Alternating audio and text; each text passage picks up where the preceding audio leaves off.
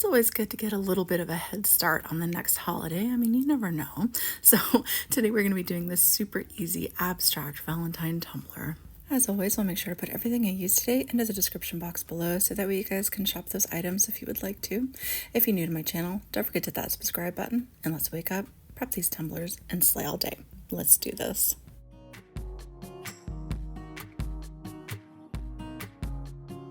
Now, I wanted to use something with a handle today just so I could kind of show you guys how to decorate the handles as we go as well. So I already went ahead and prepped and primed my tumbler. I just base painted it this Sweet Pea color by Rustoleum. So the coffee mug is a 16-ounce size coffee mug, and I mixed up about 25 milliliters of epoxy, or you could do 30, whichever way you guys want to do. But I'm going to go ahead and apply my glitter right into the epoxy itself. This just makes everything go by so much quicker. But we're doing kind of this red and pink look, so I'm using this very pale pink. This is called Poppy, and this is from socglitters.com if you would like to purchase it. So when applying your glitter into your epoxy in this fashion, the whole point of this is so that way you can pretty much move on to the very next step after this is cured. It'll be a nice smooth surface for you. So you don't want to put so much glitter into your epoxy that it still has a kind of sandy finish after it's done. So it's kind of lumpy is what I mean. So I pretty much just add enough glitter to kind of coat the top of the epoxy and mix it up that way. And then I kind of go from there if I need to add more or not, but this looks good to me and I'm ready to apply it to my tumbler. So sometimes whenever you're working with your glitter in this fashion, it can look a little bit sparse when everything's all said and done. So what I like to do to prevent that from happening is I'll go ahead and put down a strip of my epoxy and I'll only work with it in about a 1 to 2 inch section at a time. And I pretty much just layer on right next to it and just do the same thing all the way around, making sure that I only work with it in about 1 to 2 inches. So that way the glitter stays about the same amount all the way around. So after I get my epoxy all smoothed out, I'm going to go ahead and pop it onto my turner. I'm going to hit it up really good with my torch. I'm going to let that cure, and then we're ready to move on to the next step.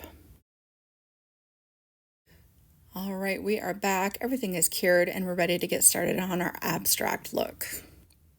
So the first thing we're going to do is pick out a painter's tape. You can choose any size painter's tape you'd like. So since I'm using a bit of a smaller tumbler here, I'm going to use kind of a smaller width of a painter's tape here. And I've done a few of these so far. I've done a Christmas one, a Halloween one, and now we're doing a Valentine's one here. So the first thing I like to do is apply one piece of tape completely around the entire surface. This is kind of like my building point. This is what I like to use to kind of branch everything else off of. So I'm just going to go ahead and sweep it completely around the bottom all the way over onto the other side, making sure that all the edges are smoothly laid down flat. Now, after you have your one main piece down, this is where it starts to become just completely abstract, and wherever you feel like these pieces of tape need to go, they can go. So you're just going to take more pieces of tape and just randomly place them all around, keeping in mind that anything that isn't blocked off is going to be spray painted in the red color, so everything where the tape is at will stay the pink. Another thing you want to keep in mind is you don't want any weird ending points. You want to make sure that the whole end of the tape is completely onto the other piece of tape, so that way you don't have a weird angle projecting out of the side. So you just want to make sure that everything is nice and straight and angular with each other.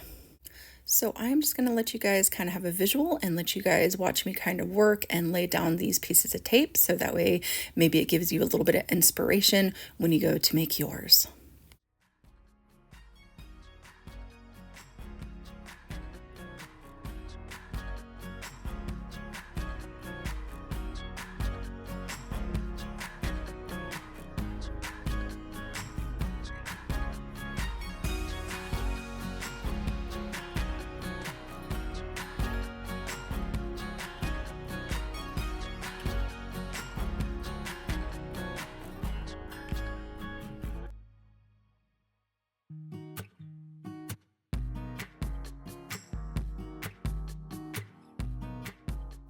Now, because I had one piece of tape that went under the handle, I decided to add another piece of tape going directly over top of the handle to kind of match with what was going on underneath.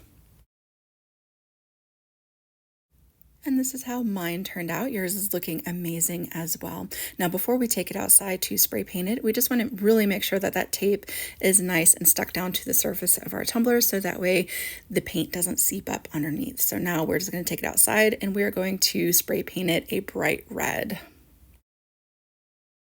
All right, I spray painted it, it's nice and dry. And before we pull our tape back, we want to add just a little touch of something onto the surface of that. So we're going to take an acrylic marker. I just have my white Posca marker, and we are going to put little dots all over the red areas.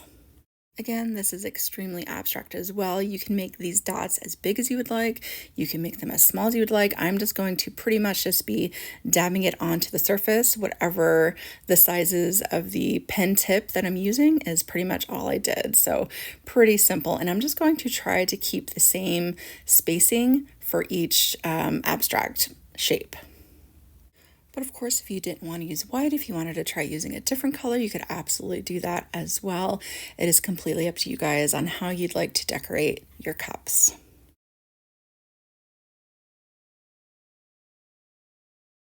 And of course, I'm going to make sure to come through and do up on the handle as well, just so that way it all has a nice finished look to it. This part's always the funnest for me, is finally peeling back that tape and really kind of getting a visual for our art piece so far. Now, I really like it as is. I'm not adding pinstriping to it, but if you're adding pinstriping to it, you don't really have to worry about this part. This is for if you accidentally get a little bit of paint up underneath your tape, which happens to the best of us. I did get a little bit of seepage right here, so I'm just going to take a Q-tip and I'm going to put a little bit of rubbing alcohol right onto that Q-tip, and I'm just going to very carefully and gently rub that away until my lines are nice and smooth, since I'm not adding pinstriping. All right, all cleaned up, and now we are ready to start adding some decals. So for these suckers, I'm going to be using this UV-DTF wrap, and I'm actually going to piece it apart so that way I can apply it in a manner that I would like to onto the shapes. And just for clarification, yes, this is right over the painted surface that we had just completed. So after I cut my UV-DTF apart there, I'm just going to randomly place these suckers right into the areas that we had spray painted. To make this wrap kind of stretch a bit further, you don't have to add too many suckers. You could add 1 or 2 to each shape, so that way this wrap can last you a little bit longer. But I really wanted to fill mine in. I really wanted to have a big impact because I really like how the wrap looked on its own. So I kind of wanted that look for each one of these little abstract shapes. But if you've never used UV-DTF decals before, it comes with a carrier sheet, a clear carrier sheet that the decal is attached to. So you're going to go ahead and peel back the transfer tape, which will peel back the image with it, removing the backing from underneath. Then you're going to go ahead and place your image down. You're going to burnish that down really good, and then you're going to peel back the transfer tape. And all that will be left is the decal itself with no extra-ness around it.